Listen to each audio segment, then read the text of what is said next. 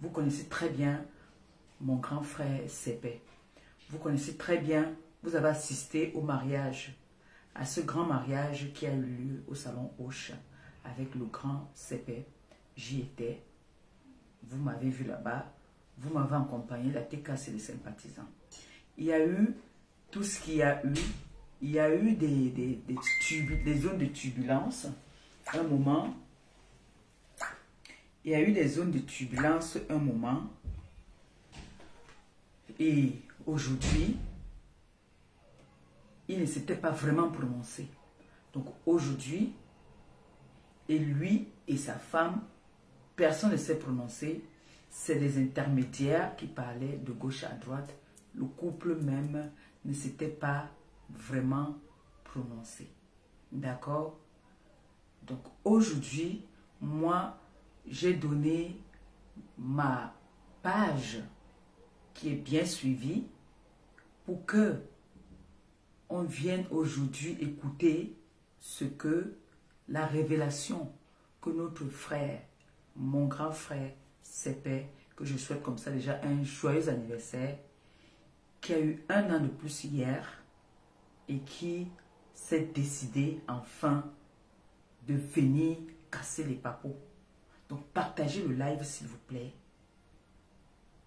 qu'on parle avec le nombre, parce que c'est très important, c'est vraiment important que nous puissions entendre ce qu'il a à nous dire. C'est très très important. Donc il faudrait que vous partagez ce live pour que ceux qui comprennent, comprennent.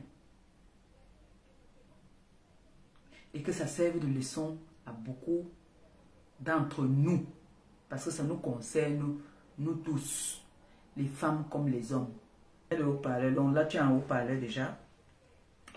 Donc, j'ai essayé de parler à mes internautes. Je leur ai dit, voilà, mon grand frère a une révélation à faire. Alors, moi, je ne sais pas quelle est la révélation. J'ai mis le haut-parleur. L'antenne est à toi. Tu parles. Si j'ai 2 petites questions ou 2 conseils, je te donne les 2 conseils et puis ça sera bon. Donc, tu es devant 661 personnes. On t'écoute. Je suis devant combien de personnes là? 660 personnes. D'accord. Je dis d'abord bonsoir aux internautes. Et à toi aussi, je tiens à te remercier par rapport à ce live. Voilà. Je m'appelle Charles Sepé. Né le 22 novembre 1974 à Douala. J'ai 50 ans. J'ai durement réfléchi et mûri par rapport à ce problème qui a amené des problèmes dans mon couple. Je ne suis pas trop dans les réseaux sociaux. Je sais seulement afficher les photos de ma femme. J'ai connu ma femme, je peux dire, dans la jeunesse. Je l'ai mariée, comme vous avez vu, vous étiez les invités. Le mariage s'est très bien déroulé, ça s'est très bien passé. J'ai eu des problèmes, comme tous les couples peuvent avoir des problèmes.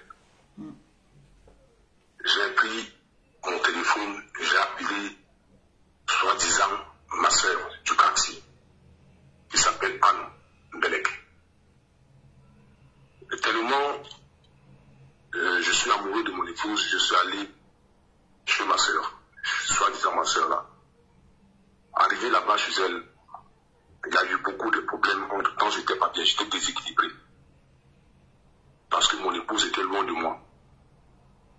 Je me suis assis, j'ai parlé à cette dernière, qui est soi-disant ma soeur du quartier. En lui parlant, elle a pris ça, et avec ce qui était faux, elle a mis dedans. Elle est allée sur les réseaux, elle a fait un voice, sans me demander mon avis. Elle a balancé ce voice. Ce voice était pour me détruire moi-même personnellement et détruire ma femme fils, ma famille, ma belle famille, et vous-même. Nous sommes des êtres humains. Alors, quand il y a un problème, il faudra savoir à qui tu vas confier ton problème. Si je suis allé chez elle et qu'elle m'a hébergé, c'était pas gratuitement qu'elle m'avait hébergé. Voilà, je faisais ce qu'il fallait faire dans cette maison. Alors, quand je me suis assis avec les larmes aux yeux, je me disais que j'avais une personne qui pouvait m'apporter un soutien. L'aujar en me disant que non, il faut rentrer voir ta femme. Mais elle me l'a jamais dit. Le concret ne faisait que mettre du feu. Et sachant qu'avec tout ce que j'ai pu, que je vivais, j'étais obligé de claquer. En claquant, il y a eu de ces mensonges qui ont été racontés de part et d'autre. En faisant quoi? Parce que quand elle parlait, les gens se sont dit que c'est moi qui suis en train de parler. Parce que quand elle parlait, on sentait que c'est Sépè qui a dit à cette dame de parler. Et que ce qu'elle est en train de dire, c'est la vérité. Or, ce qu'elle disait était du pur mensonge. Je ne peux pas vivre avec ma femme comme vous voyez. Je l'amène à la mairie, je l'amène à l'église. Et puis ma femme me font que je sois avec elle. Deux, il y a d'abord un mensonge. Je n'ai jamais vu ma femme avec un homme. Elle m'a jamais compris parce que son téléphone, c'est mon téléphone. Mon Facebook que j'utilise, c'est son Facebook. Voilà. Et quand il y a eu ce genre de mensonge, je lui ai posé la question, qu'est-ce qui a amené le nom de ma femme dans les réseaux sociaux et le nom de mon fils? Et quand déséquilibré que j'étais, elle a absolument profité de l'occasion et me dit, fiche-moi le camp. Je n'avais pas là où aller. Vous connaissez la France. Et j'ai plus vraiment la patience autant pour moi pour rester dans mon coin et savoir arranger les erreurs. On apprend tous les jours. Je ne veux pas accuser qui que ce soit. Je m'accuse personnellement. Vu mes 50 ans d'âge que j'ai aujourd'hui, mûrement réfléchi, je tiens à présenter les excuses, comme je vous ai dit, à mon fils, à ma femme, à ma famille, à ma belle famille, et à vous aussi. Que ce qui a été dit, ce qui a été raconté vis-à-vis de ma femme, ce n'est que du mensonge. Et du pur mensonge. Voilà le problème que je tenais à expliquer au public. Que le public ne voit pas ma charmante épouse comme ma part d'adversaire. Ben non. Parce que quand elle parle même d'abord de ma femme, elle parle de moi aussi en disant que je n'ai pas de papiers. Ma femme et moi, on ne s'est pas mis pour les papiers. Parce que c'était pour les papiers, c'est depuis 2017 que ma femme a procédé de ça. Qu'elle a tout fait, j'ai ça à la maison. Mais vous savez, quand il y a un nombre de problèmes, il y a des bouches. Chacun dit sa part et chacun raconte sa part. Et dans ça, et dans la colère, parce que soi-disant ma soeur, il faut dire les mots comme je dois. Quand je la regarde, yeux dans les yeux, et avec la colère qu'elle parlait dans ce voice, j'ai senti qu'elle n'a jamais aimé ma femme. Ni moi-même. Parce que pour une soeur, mettez-vous un peu en question. Toi, Perpétue, Aleba qui est là. Je viens, je me confie en toi. Je ne t'ai pas dit qu'elle me confie en toi avant, appelle pour Louis-Pierre. Ce que tu peux apporter si tu as de l'amour pour moi et de la pitié, tu l'appelles la femme, tu me fais asseoir. Mais en allant dans les réseaux sociaux, c'est pour dire que tu me détruis moi-même personnellement et détruis ma femme. Donc ce que j'ai misé, tu n'as pas vu ça. Donc voilà ma colère. C'est pour cela que je n'ai pas intervenu depuis longtemps. J'ai voulu que le calme règne, que les choses deviennent normales, que les gens des réseaux sociaux puissent un peu se calmer pour que je puisse intervenir. Parce qu'il s'agit de l'image de ma femme et de mon fils et de ma famille et de ma belle famille. Donc voilà donc les faits qui ont fait en sorte que je puisse venir auprès de vous pour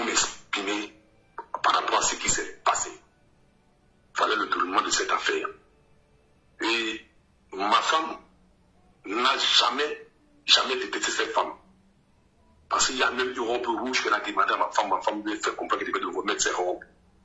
Et il y avait des moments que je ne suis même pas après sa propre carte bancaire. Donc je ne peux pas me confier sur une sœur.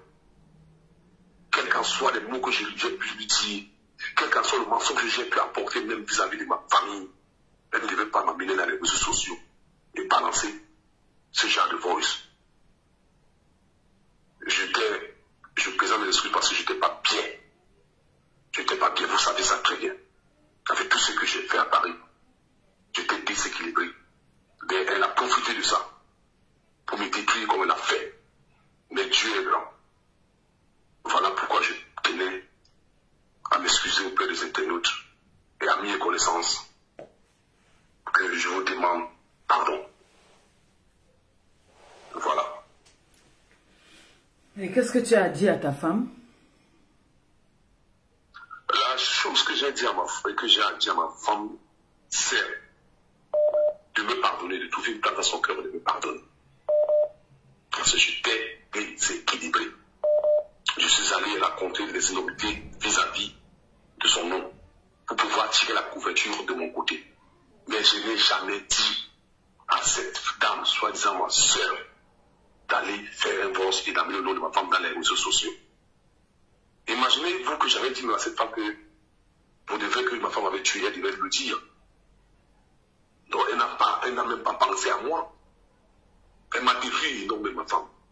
Donc moi j'ai pris conscience en disant à ma femme que la vie continue et que tout ce qu'elle a entendu dans les voices, qu'elle n'accuse personne, ça vient de son mari qui est parti parler et ajouter des choses qu'il ne fallait pas ajouter. Et cette dame a pris ça pour amener dans les réseaux sociaux. Elle prie beaucoup, qu'elle trouve une place dans le cœur, qu'elle pardonne, que mon fils me pardonne, que ma famille me pardonne, que ma belle famille me pardonne, que le chef de ma famille, Pierre Gabieni, me pardonne. Parce qu'ils sont en colère contre moi. Je vois que via ce live, le calme et la paix va revenir. Surtout, c'est ça que je veux. Le calme et la paix règne. Merci. Bon, moi j'ai un conseil à te donner vite fait. Tu sais, même l'enfant peut donner le conseil à son papa. Hein. Oui. Tu sais, tu es mon grand frère. Je t'ai toujours respecté. J'ai toujours respecté ta femme. Mais j'aimerais que, franchement, ta démarche est une très belle démarche. Parce que tout a été fait ici sur les réseaux. On a diffamé sur ta femme. On a dit beaucoup de choses sur ta femme. Moi, j'écoutais. Je ne me mêlais pas parce que je ne voulais pas me mêler. Parce que je savais que si je me mêlais, ça pouvait encore être plus gros comme ça là. Donc, c'est un buzz qui a fait 2-3 jours et puis c'est passé. C'est comme ça les réseaux. Aujourd'hui, ta démarche, elle est belle. C'est trop bien de venir là d'où tout s'est passé. Sur les réseaux. Parce que ce n'est pas les réseaux, le tribunal. Le tribunal de nos familles, c'est nos familles qu'il faut souvent faire asseoir et parler entre nous. Mais là, comme ça a été explosé ici sur les réseaux, pour blanchir ta femme, tu fais la bonne démarche de venir blanchir ta femme sur les réseaux en disant que ta femme n'a jamais rien fait. Tu demandes pardon à toute la famille, y compris ta femme en première. Mais mon grand frère, j'aimerais que prochainement, s'il y a quoi que ce soit avec ta femme, moi je vous connais depuis, vous avez souvent les problèmes, personne n'est au courant que vous avez des problèmes. On vous voit là, dans la même salle, alors que vous ne vous parlez même pas, vous avez des problèmes, personne n'est au courant que vous avez des problèmes. C'est quand tu vas parler avec la belle-sœur qu'elle te dit que va voir ton frère là-bas là, aka. Ou bien quand il vient te voir aussi, tu me dis que va voir ta belle-sœur là-bas là. Parce que c'est comme ça qu'un couple logiquement doit être.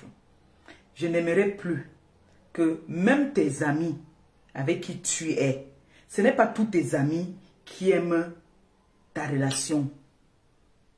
Ce n'est pas tous tes amis. Quand vous avez eu des problèmes, ce sont tes mêmes amis même qui partent encore parler dehors et qui se moquent même. Vis ta vie avec ta femme. Si vous pouvez, que le Seigneur mette la main dessus. Voilà la nouvelle année qui commence. C'est la fin d'année.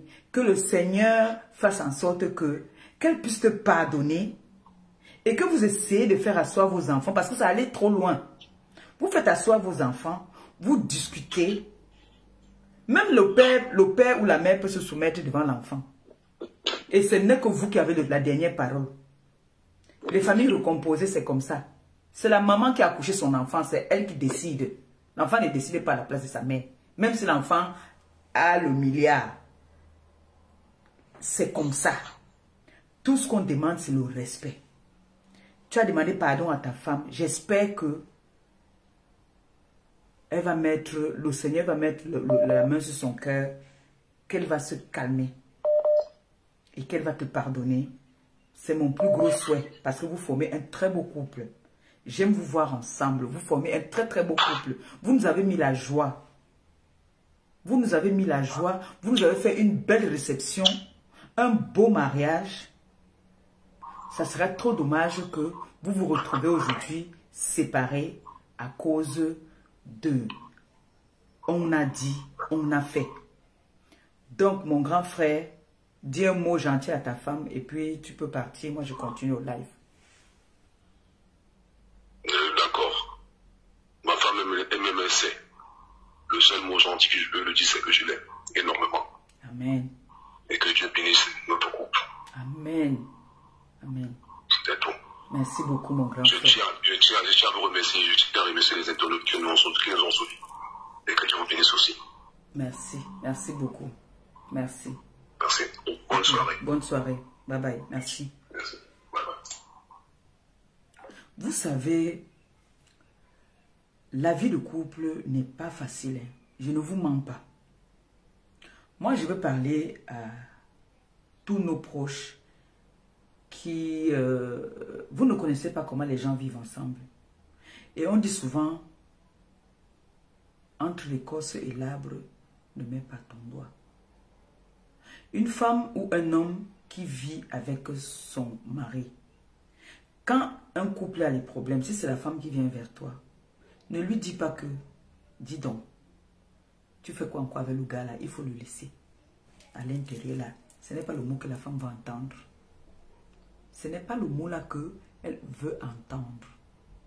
Elle veut que tu la consoles, que tu écoutes. Tu lui donnes des conseils, tu lui montres que la vie n'est pas toujours facile. Parce que nous les femmes, quand on a les problèmes avec nos gars, on les charge. Et même il y a des gars aussi qui chargent. Parce que moi j'ai suivi cette histoire-ci ici sur les réseaux. Un couple qui s'est marié jusqu'à aller jusqu'à l'église. Moi je sais que quand tu peux aller à l'église avec ta femme, c'est que on ne divorce pas à l'église. Vous allez divorcer quoi encore? Vous ne divorcez plus. Maintenant, c'est une famille recomposée. L'enfant est déjà... L'enfant de la femme est déjà grand. L'homme aussi, ses enfants sont aussi déjà grands. Certainement, les enfants ont été heurtés. Maintenant, le grand frère CP a fait la démarche de se rabaisser. C'est très grand ça, ce qu'il a fait. De se rabaisser, venir sur les réseaux, valoriser sa femme. Maintenant, la famille, c'est après. Pour l'instant, là, il est venu valoriser d'abord sa femme. J'espère que vous avez bien compris là. C'est sa femme. Donc, le message fort qu'il avait, c'était un message pour sa femme. Moi, je croyais que quand il allait venir, il allait seulement tout gâter. Mais non. Je suis très surprise de savoir qu'il est venu valoriser sa femme. Et c'est très bien. Il n'y a pas de honte à ça. Il n'y a pas de honte à ça. Dommage que la vidéo n'ait pas passé. Ça aurait été plus beau même qu'il passe en live. Que ça fasse le tour. Que sa femme voie à quel niveau son mari tient à elle. Il reconnaît. Il reconnaît ses erreurs. Il reconnaît sa bêtise. Il vient aujourd'hui devant plus de 800 personnes demander pardon à sa femme et dire à sa femme qu'il l'aime. Laissons les polémiques. Et quand un homme se soumet comme ça, la femme, même si elle durcit le cœur n'importe comment, doit baisser le cœur. C'est des gestes très beaux. Vous avez vu quand moi, on est venu m'offrir le bouquet de fleurs. Le mot que j'ai sorti, je ne demande pas, je ne demande que l'amour. C'est l'amour. Ce n'est que l'amour que la femme demande. L'amour et le respect. La femme ne demande pas trop. Ce n'est pas toutes les femmes qui sont matérialistes. Puisque sa femme travaille, elle a son argent. Il a son argent, elle a son argent. Tout ce qu'on demande, c'est l'amour et le respect. C'est tout. Quand vous voyez une femme heureuse, une femme qui est en paix, ça se ressent. Puisque moi, vous me connaissez, quand je ne suis pas en paix souvent, ça se voit sur mon visage que là, elle n'est pas en paix. Elle est triste. Même sa façon de s'exprimer, elle est triste. La femme ne demande que le respect et l'amour. C'est tout. Et la paix. En tout cas, moi, je ne sais pas si vous les autres femmes là, parce que il y a des femmes là qui aiment bien quand on les tape. Si on ne les tape pas, ça veut dire qu'on ne les aime pas. Moi, j'aime la paix, le respect et l'amour. Moi, j'aime ça. On atteint déjà un âge où vraiment tout le monde a besoin d'une stabilité. On a besoin d'une stabilité. Parce que je me rappelle souvent, quand je l'appelle, il me dit, ah, je suis en train d'attendre ta belle-sœur. Elle doit rentrer là. Oh, je m'avais cherché ta belle-sœur. Oh, ta belle-sœur doit me retrouver à tel endroit. Hein? Pourquoi venir faire tout ça? Et sachez que les réseaux sociaux n'est pas toujours un endroit où il faut venir exposer notre vie.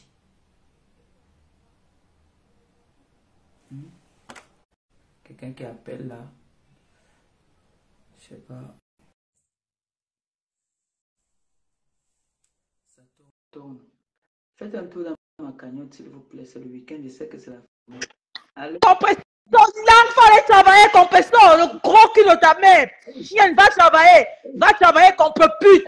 Qu'on peut pute, va travailler qu'on peut pute, va travailler.